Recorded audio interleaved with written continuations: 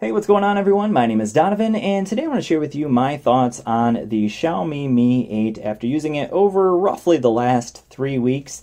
And I gotta say that so far my thoughts are very, very positive, and I would argue that this may be one of the best options you have in terms of a flagship mid-range device. And the reason I say flagship mid-range is because it has flagship specs, but definitely a mid-range price. So let's go ahead and start out there and talk about that mid-range price. So you can see here it's available for $420 at gearbest.com. I'll leave a link down in the description if you're interested in checking this out. This is the international version, so of course it does come with all the Google Play apps already installed and all of that good stuff. So we have 6 gigs of RAM, 64 gigs of internal storage.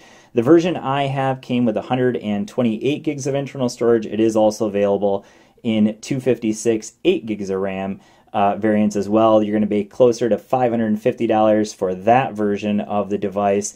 But yes, this is definitely a flagship device with just a few exceptions that we'll talk about here in just a little bit. But let's first talk about what it comes with. So first of all, it comes with a Type-C dongle with a headphone jack and of course a SIM ejection tray. And the reason why it comes with that dongle is because, as you can see, there is no headphone jack, which for me is definitely an unfortunate thing, and I'm still a little sad that some phones aren't coming with that. Now we do have a Type-C cable, of course, included, and then we have a Qualcomm, where is it, Fast Charge 3.0 charger here. Now this phone actually is capable of fast charging at 4.0 speeds, but unfortunately that's not included. And then in the box you do also get this clear TPU case as well.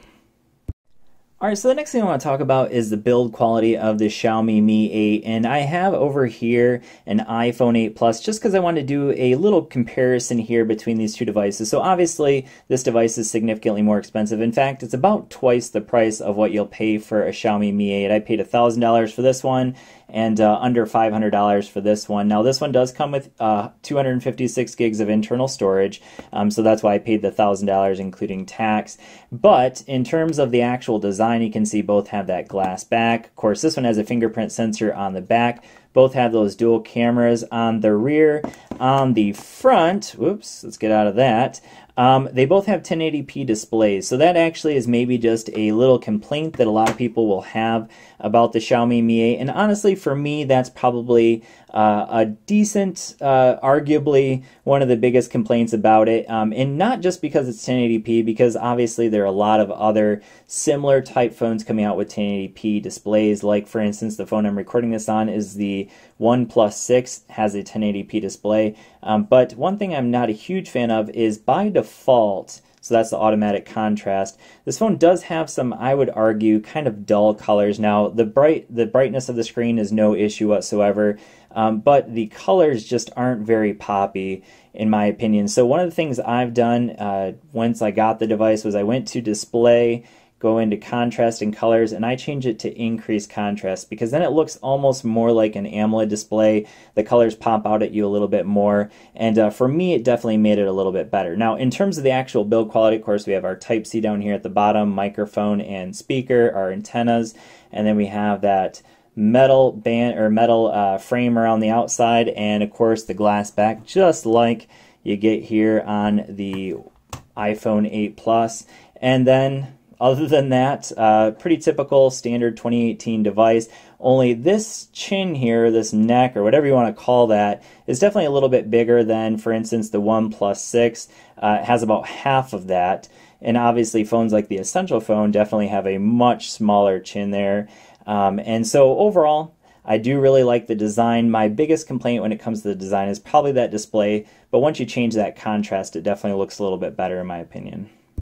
Alright, so the next area I want to talk about is the performance of the Xiaomi Mi 8. So of course this has the Snapdragon 845 processor. Again, it comes with 6 gigs or 8 gigs of RAM, and you can see that on Geekbench 4 it scores a single core score of 2468, multi-core score of 8977. Now in comparison, the phone I'm recording this on The OnePlus 6 does score slightly higher than that in the multi-core score. Now, the version I have has 8 gigs of RAM, so maybe just an unfair comparison, but that one scores just over 9,000 for me. In fact, it was closer to like 9,500. And then here is the iPhone 8 Plus with that A11 chip from Apple. So you can see this one scores over 10,000 and definitely a much higher single core score here. Now, what does that mean?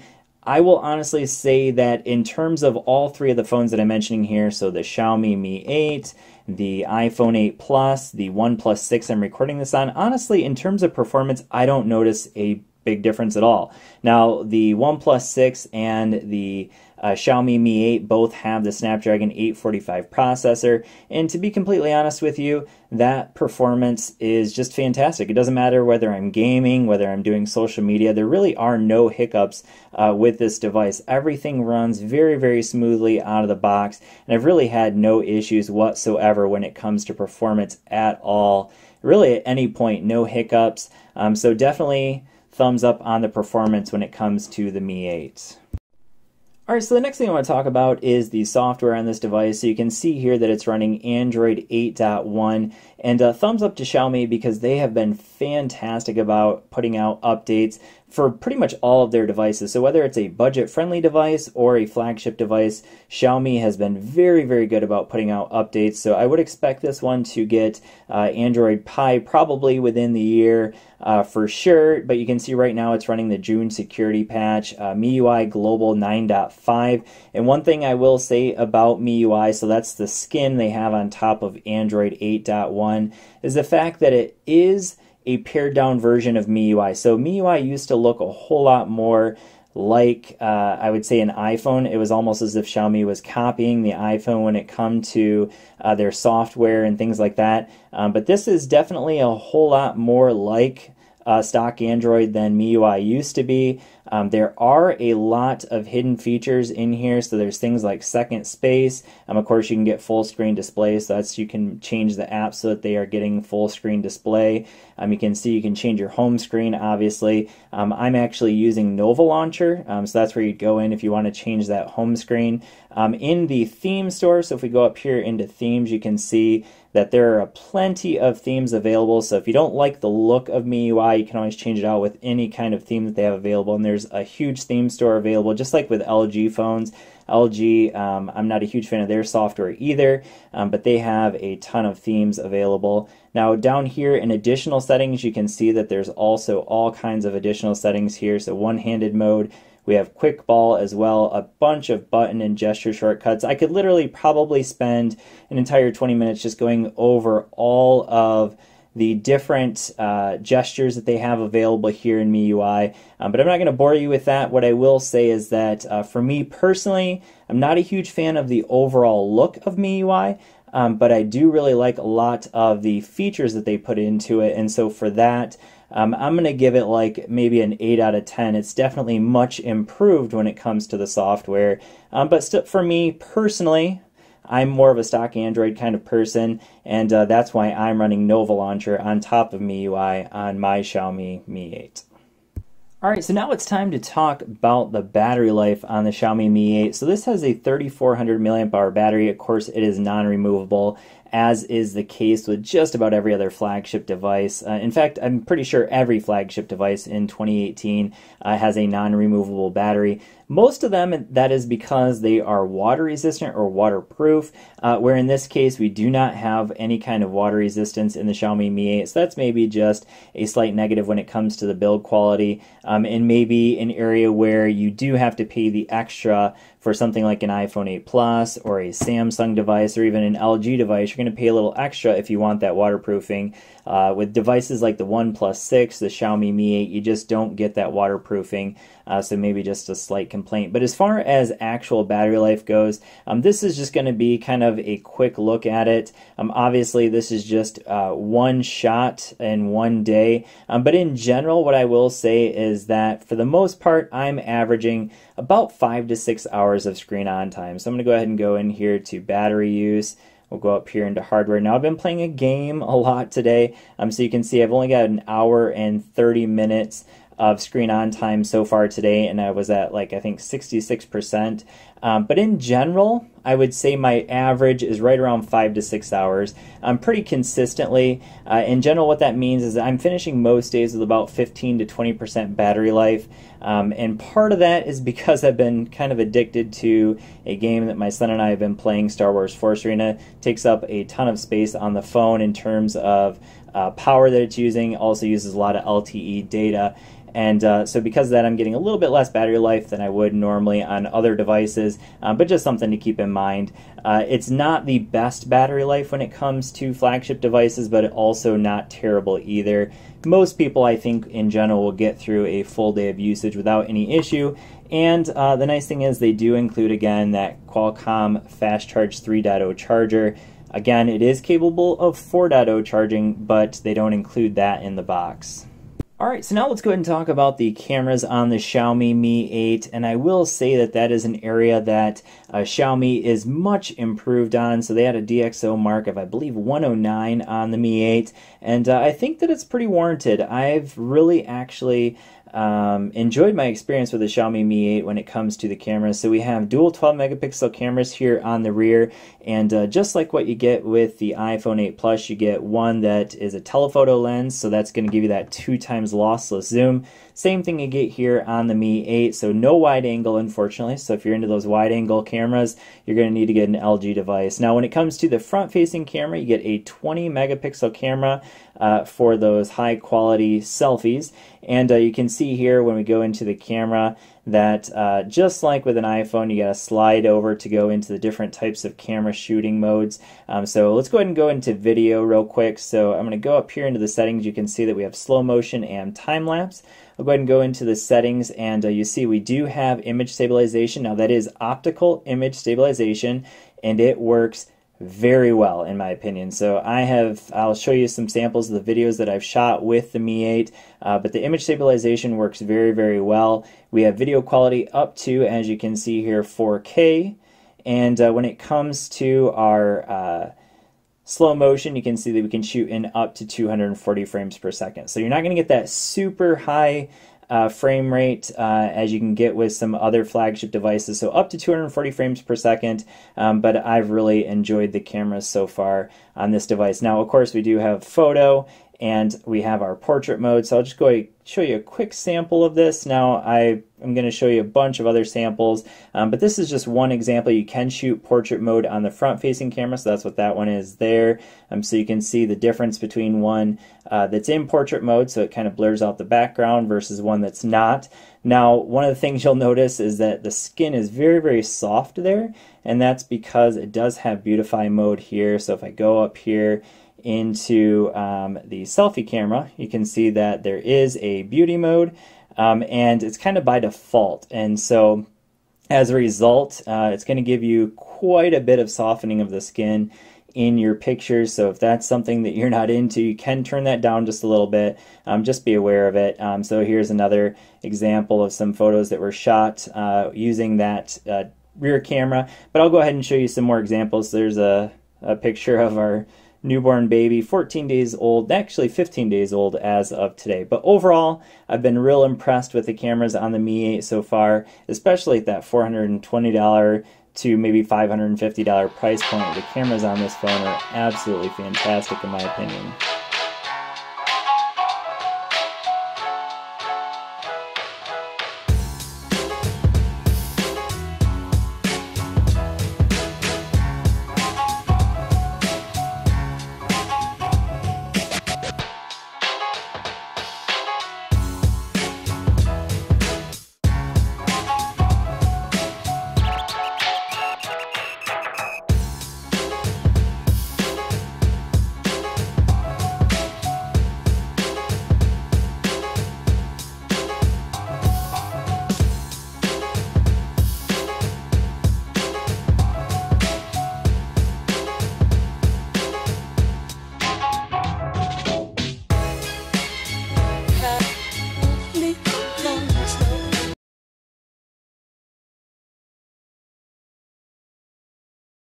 Alright, so before I conclude this video, I want to mention a few things that this phone does and does not have. So one thing that this phone has that a lot of phones don't have, and actually it's the first phone that has it, is dual frequency GPS mobile phone. So what that means is you can see they have a picture of a city here. So in some cases in larger cities with skyscrapers and things like that, it can be difficult to get GPS on certain phones. So I have here my iPhone 8 Plus, also the OnePlus 6 is what I'm shooting on. Even devices like the Moto E5 Plus. Honestly, I have not noticed a difference in terms of the GPS signal I get on any of those devices. Now, if you have a cheaper Chinese phone, like for instance an UMI phone, sometimes you will notice that they have not the greatest of GPS signals, so it takes a little bit longer to get the GPS signal. Here, the claim is you're going to be able to get a lot faster, especially in those larger cities. I have found that it's very, very fast, but not any different than what I get on my iPhone 8 Plus. Now, another thing that this phone has is it does have NFC, so pretty much every flagship device in 2018 has NFC, so this, of course, can be used for mobile payments for that purpose as well.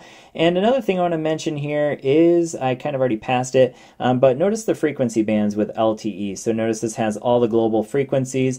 It is missing the T-Mobile 600 gigahertz frequency, so that is the newest one from T-Mobile, so only the newest phones on T-Mobile have that available, but it does have, of course, band 12, 17, but notice here that I'm using it on LTE, and I'm going to go ahead and show you this, because for some people this is going to be important, but notice that I'm using it on Verizon Wireless on LTE, and that's because it has all the bands for Verizon Wireless. Everywhere I've gone, I've had great LTE service on my Verizon SIM card, and I've loved that because of the fact that I can use this phone just like my iPhone 8 Plus that's unlocked. I can use it with a Verizon SIM card, I can use it with my T-Mobile SIM card, doesn't really matter. So you notice that I'm using my T-Mobile digits, that's because I have a Verizon SIM, but my main phone line is on T-Mobile, and so really no issues there whatsoever when it comes to my Verizon service. So that's a big thumbs up. So those who are on Verizon that are looking for an unlocked phone, maybe one that's typically a GSM only phone, well, here you go. You can get the Xiaomi Mi 8, a great flagship device for a lot less than what you get other flagship devices for. Now, a few things that this phone is missing. So I already mentioned the fact that it does not have micro SD for expansions. So the storage you get is the storage you're stuck with. So that's similar to something like an iPhone 8 Plus, the Pixel phones.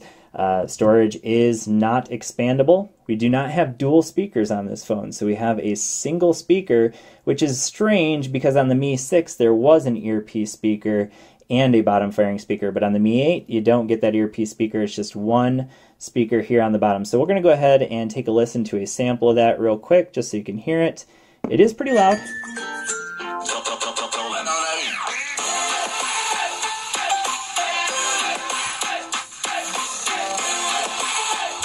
Alright, so it's a pretty standard bottom firing speaker. Nothing special about it. It's certainly not especially loud, but not especially quiet or tinny either. So it's not a terrible one, but also not the greatest because, again, it's just a single bottom firing speaker. And one other thing that this phone is missing that I kind of just drew a blank on, I had another thing that it was missing. But overall, I definitely think that for $420 for that 64 gig version, this is a fantastic phone. Even at $460 for the version I have here, the 128 gig version, there really is nothing about this device that I would say, oh no, definitely don't get this device. In fact, I would encourage a lot of people to get this device. It's a fantastic device overall, and I've really enjoyed my experience. Obviously, there are a few negatives. The software maybe isn't the greatest. The cameras aren't the best cameras, but they are still very, very good and definitely worthy of being called a flagship device in my opinion. So anyways, that's been my thoughts on the Xiaomi Mi 8. Let me know if you have any questions down in the comments down below. Thanks for watching, and I'll see you all in the next video.